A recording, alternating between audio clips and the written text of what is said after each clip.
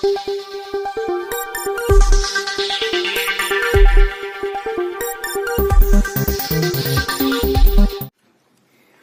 यहाँ आए हुए सभी पत्रकार बंधुओं को और जितने दर्शक ये देख रहे हैं उन सबको मेरा नमस्कार, मेरा प्रणाम।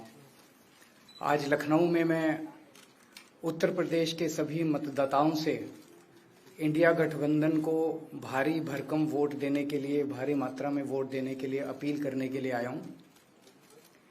मैं 4 बातें रखना चाहता हूँ। पहले चारों बिंदु बता देता हूँ, फिर उसको डिटेल में एक्सप्लेन करूँगा।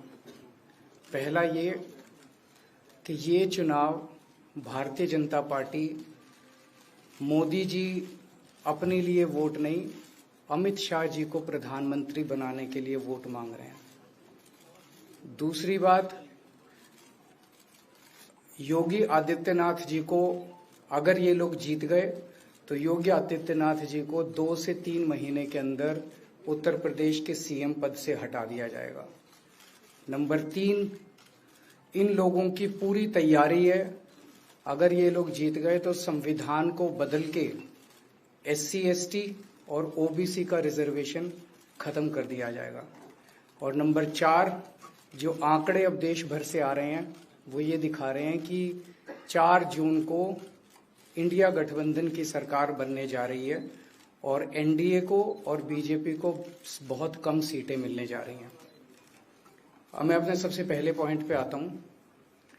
जब 2014 में प्रधानमंत्री बने थे नरेंद्र मोदी जी, तो उन्होंने खुद एक रूल बनाया था कि भारतीय जनता पार्टी के अंदर और उनकी सरकारों में 75 वर्ष से ऊपर कोई भी व्यक्ति होगा तो उसको संगठन में और सरकार में किसी भी पद पे नहीं रखा जाएगा, उसको रिटायर कर दिया जाएगा। और उसका सबसे पहले उस रूल के तहत आडवाणी जी को और मुरली मनोहर जोशी जी को रिटायर किया गया था।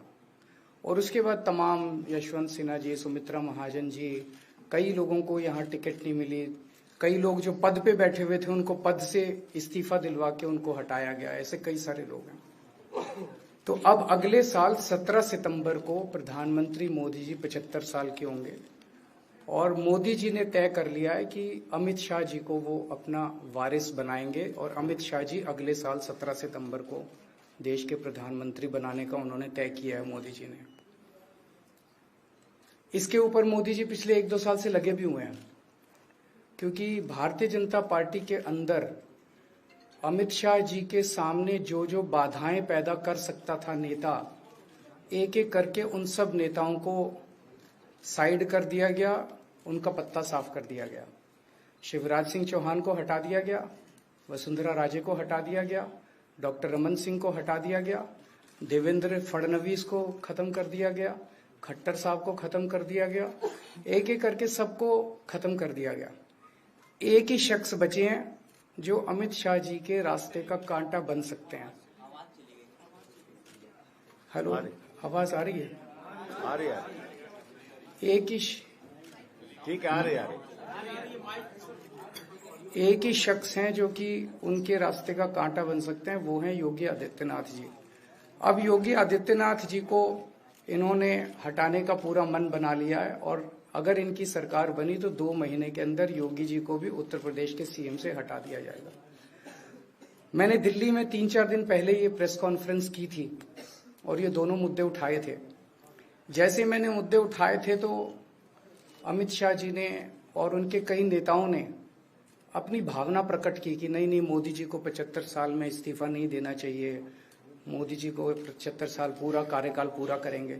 उन सब की भावनाओं की मैं कद्र करता हूं, क्योंकि अपने नेता के लिए जब भी ऐसी बात होती है तो सब लोग सामने आके बात करते हैं। लेकिन बड़ी बात यह है कि मोदी जी ने ऐसा नहीं कहा कि मैं 75 साल पे इस्तीफा नहीं दूंगा, मैं रिटायर नहीं होऊंगा।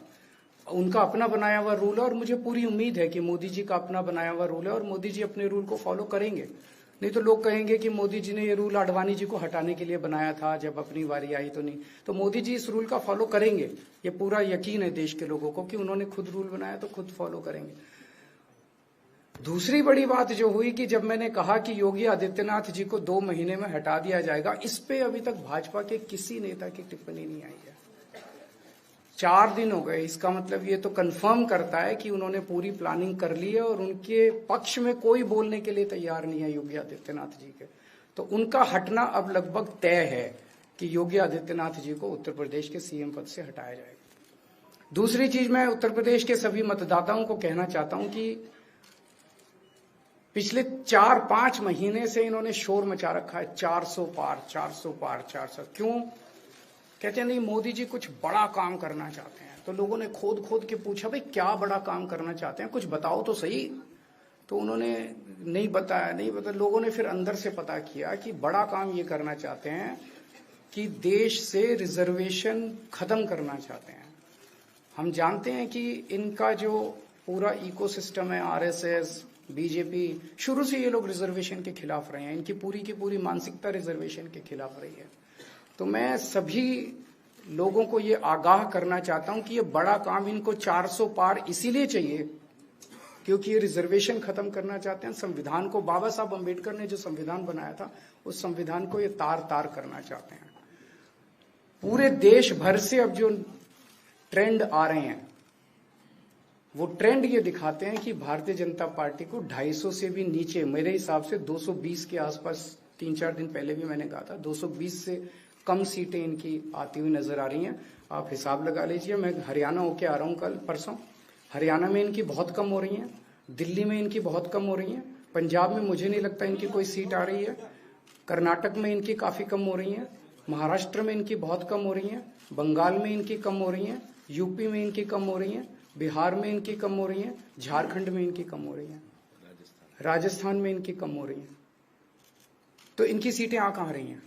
तो इनकी 220 के नीचे सीट आ रही हैं। इनकी सरकार बीजेपी की सरकार नहीं बन रही है, इंडिया गठबंधन की सरकार बनेगी और इंडिया गठबंधन की सरकार जो है वो देश को एक प्रगति के रास्ते के ऊपर लेके जाएगी। इस तरह से जो पूरे देश के अंदर एक नेगेटिविटी इन लोगों ने फैलाई है, उसको हम लोग ठीक करेंगे।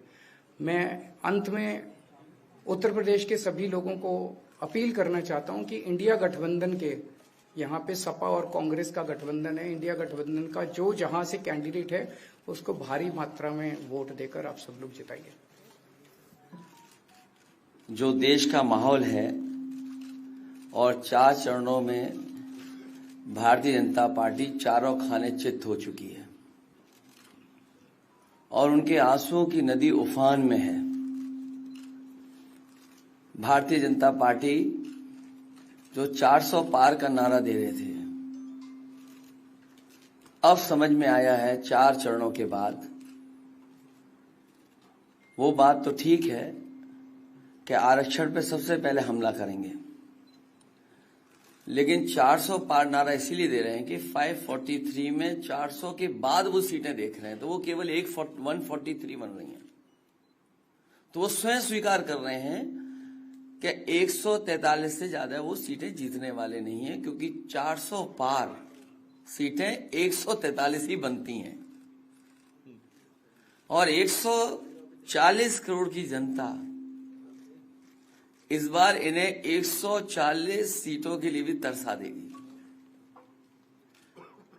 ये यूपी, दिल्ली और पंजाब ये 99 सीट के खेल में ही उलझ जाएंगे। यहां कुछ इन्हें हासिल होने वाला नहीं है। रोटी कपड़ा और मकान की तो लड़ाई हम लोग लड़ेंगे, लेकिन रोटी कपड़ा और मकान से पहले हमें संविधान बचाना है। संविधान बचेगा तो लोकतंत्र बचेगा और बाबा साहब भीमराव अम्बेडकर जी का दिया हुआ संविधान ये हमें अधिकार, हमें न्याय दिलाता है। भारतीय जनता पार्टी की इस साजिश को आम लोग समझ गए हैं और इस बार सबसे बड़ी हार भारतीय जनता पार्टी की होने वाली है। अभी तक तो हम ये कहते थे कि ब्रह्मांड का सबसे बड़ा झूठ बोल रही है, अब लग ये रहा है हारने के बाद ये ब्रह्मांड का झूठ का विद्यालय खोलेंगे, यूनिवर्सिटी खोलेंगे और वाइस चांसलर और डीन पहले से ही रिटायर होकर के वहां अपने आप नियुक्त हो जाएंगे। इसलिए देश को बचाने के लिए आदरणीय अरविंद केजरीवाल जी आए हैं, हम लोग का सहयोग और मदद करने के लिए आए हैं। मैं इनका धन्यवाद देता हूं और आप पार्टी, इंडिया गठबंधन, समाजवादी पार्टी, हम सब मिलकर के भारतीय जनता पार्टी को हटाने जा रहे हैं।